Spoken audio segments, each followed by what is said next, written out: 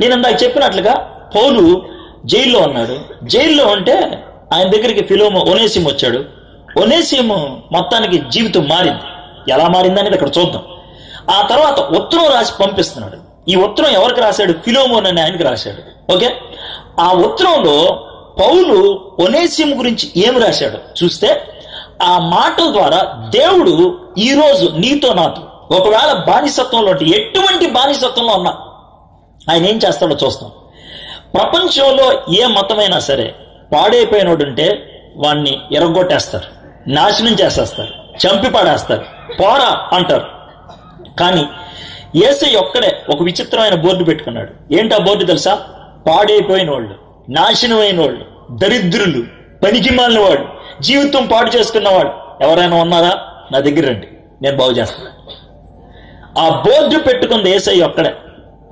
ఒకవేళ మీరు పాడైపోతే, మీ జీవితాన్ని పాడు చేసుకున్నట్లయితే, నాశనం అయిపోయింది అని అనుకుంటే, ఒక చిన్న ఆశ, యేసయ్య దగ్గరికి వస్తే ఆయన బాగు చేస్తాడు.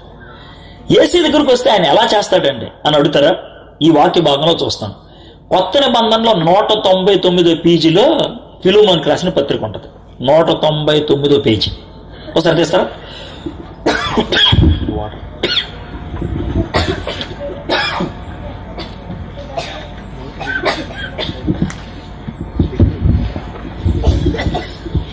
తీసారా? తీసారా? చూసారా? ఒకసారి చూడండి, దాన్ని ఫేస్ చూడండి. ఏ ఫేసు? ఫిలోమోనుకు రాసిన పత్రిక. మీరు జాగ్రత్త చూస్తే ఫిలోమోను రాసిన పత్రిక 4 పారాగ్రాఫ్లు ఉంటాయి. 1 నుంచి 3 దాకా ఒక పారాగ్రాఫ్, 4 నుంచి 7 దాకా 2వ పారాగ్రాఫ్, 8 నుంచి 22 దాకా 3వ పారాగ్రాఫ్, 23, 24, 25 4వ పారాగ్రాఫ్. ఉందా? కరెక్టేనా? కరెక్టే. మీ బైబిల్ నా బైబిల్ సేమ్ సంవత్సరం కాబట్టి మనం ఇంకా ధైర్యం వెళ్ళిపోవచ్చు. ఏం తేడా లేవుగా.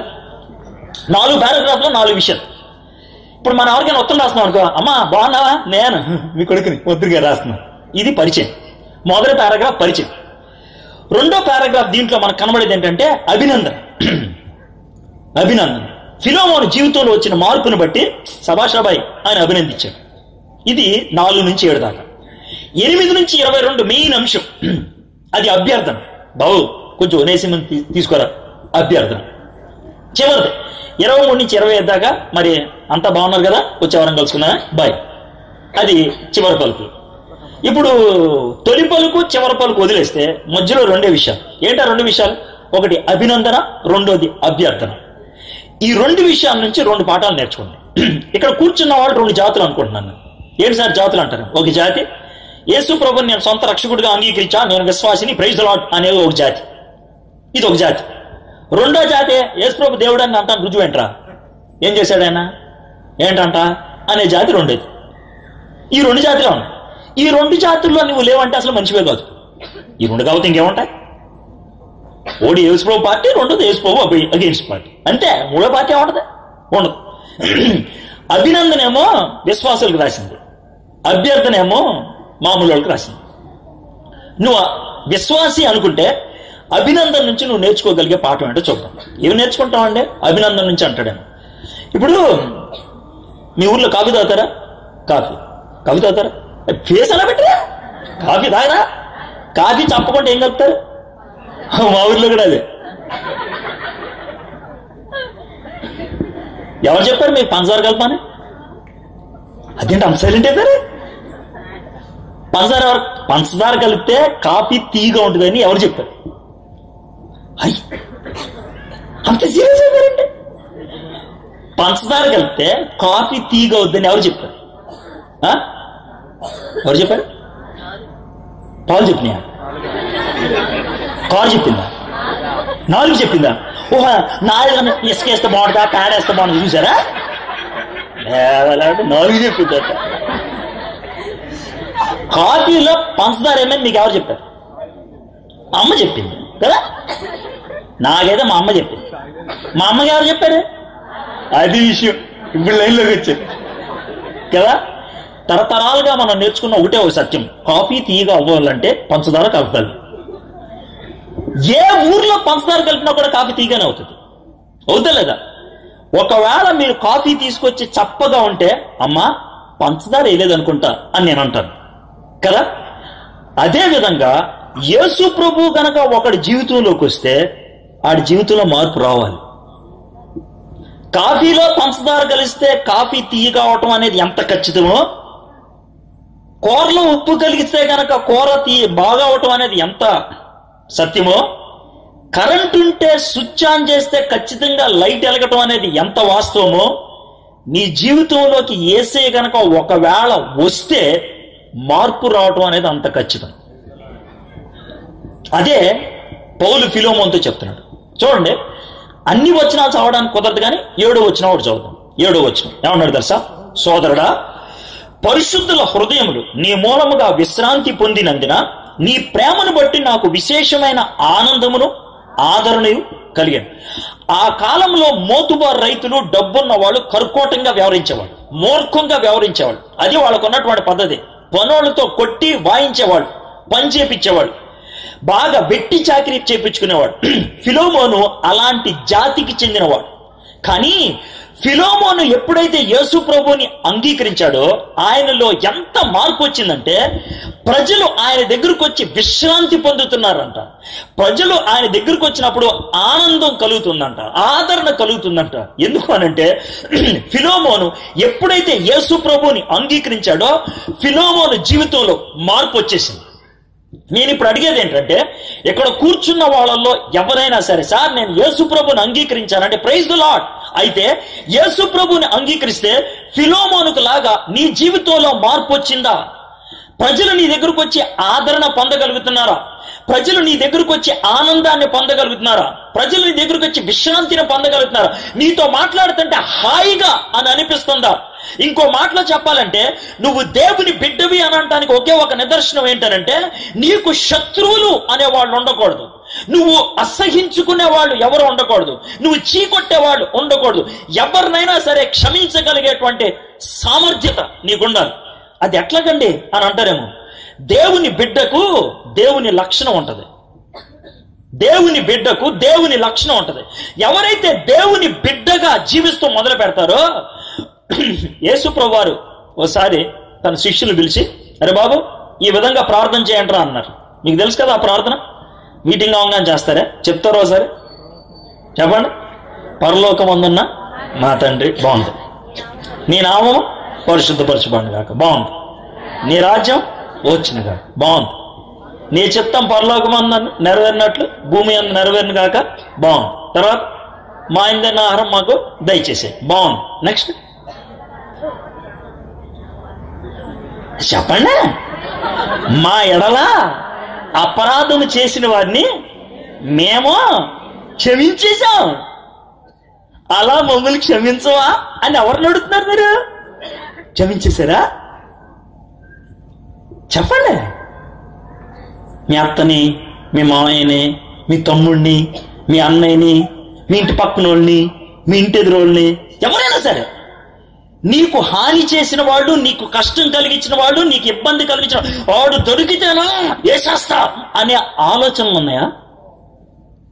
క్షమించేశావు. యేసు ప్రభువు అన్నాడు తెలుసా, నువ్వు వాళ్ళని క్షమిస్తే నేను నిన్ను క్షమిస్తా. వాళ్ళని నువ్వు క్షమించలేదు అని అంటే నీలోకి క్షమించే బుద్ధి రాలా, ఇంకా క్షమాపణ అనే గుణం రాలా. ఇంకో చాట వేసే ఉంటాడు తెలుసా, కానుకలు ఇవ్వడానికి వచ్చామనుకో ఎక్కడికి, ఆ టైంలో నీ మీద ఎవరికో కోపం ఉందని తెలిసిందనుకో, ఏమన్నాడు తెలుసా, ఆ కానుక అక్కడ పడేసి ముందు ఆడి దగ్గరికి వెళ్ళి సమాధాన పడి అప్పుడు రా అప్పుడి, లేకపోతే నాకు అక్కర్లా.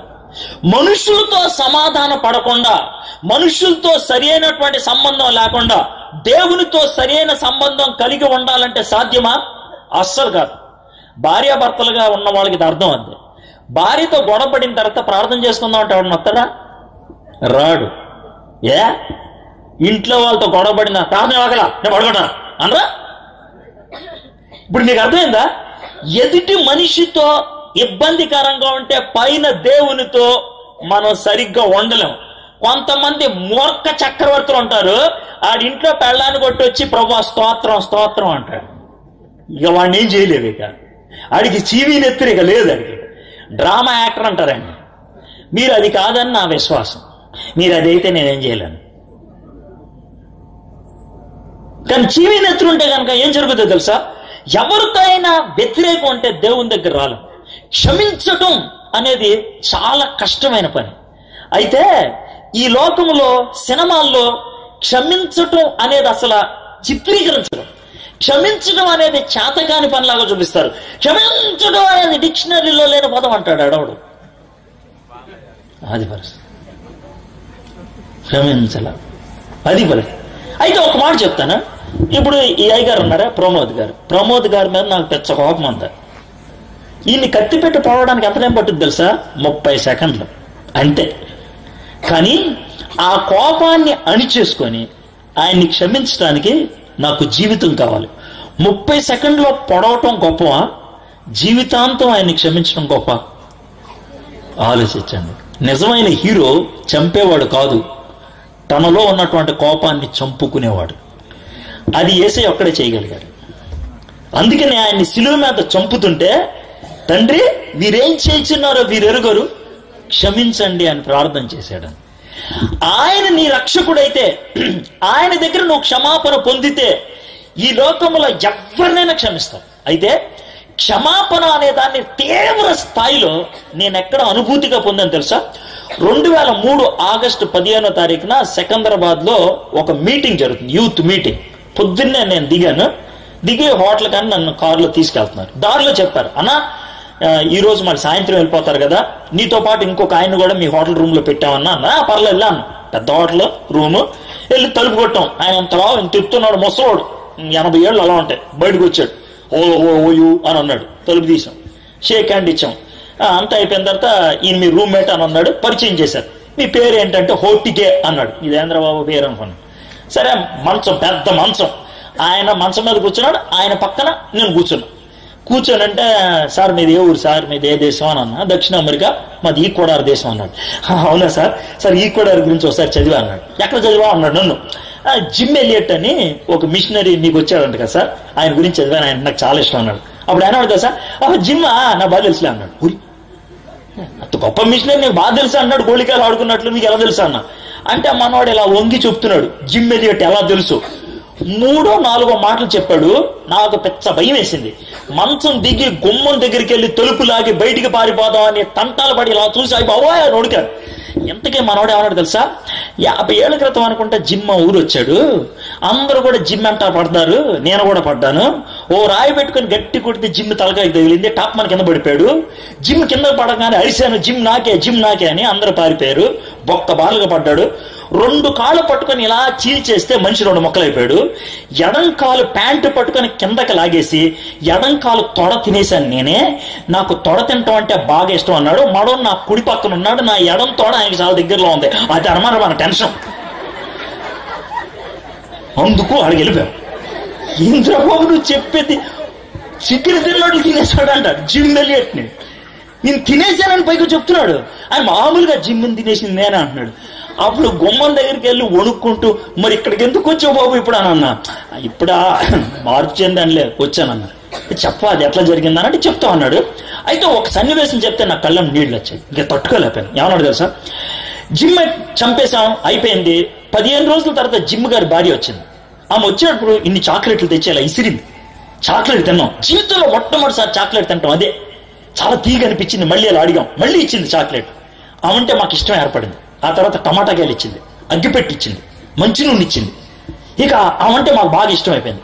కొన్ని దినాల తర్వాత కూర్చోబెట్టి మాకు ఏసై గురించి చెప్పింది. 2-3 సార్లు విన్నాక ఏసై నాకు కావాలనిపించింది. ఏసై నేను అంగీకరించా. కానీ నాకు ఒక బాధ ఉంటుంది. ఏంటి తెలుసా? జిమ్ ఎలియట్ని తిన్నది నేనే, ఈమె భర్తను తినేసింది నేనే. ఎట్లాగా ఎందుకు చేశాను అట్లా బాధ ఉండేది. ఒకరోజు ఎవ్వరు లేదు, ఆముందే నేనున్నా. అమ్మా అన్న ఏంటి హోటిగా అన్నది. మీతో మాట చెప్పాలంటే చెప్పు హోటిగా, కానీ మీరు నన్ను చీ కొట్టకూడదు, చిపోరా అనకూడదు, మొహం మీద ఉమ్మేయకూడదు, చెప్పు అని అంటే మోకరించేశాను. భయం వేసి ఏడుస్తున్నాను. చెప్పమన్నానా అన్నది ఎలిజబెత్. ఏం లేదు అమ్మగారు, మీ భర్తను చంపుకు తిన్నది నేనే అని తలకాయ ఉంచుకొని ఏడుస్తున్నాను. చాలా బాధ. అంత దూరంలో ఉంది ఎలిజబెత్ అంది. నడుచుకుంటూ వచ్చింది. గోప మీద కొడుతుంది అనుకున్నా, తలకాయ పైకెత్తి ఛీ అని అంటుంది అనుకున్నా. కానీ ఆమె నుసుడి మీద ముద్దు పెట్టి ఐ లవ్ యూ హోటిగే అని అన్నది. నాకు అప్పుడు ఏమన్నా అర్థం కాదు.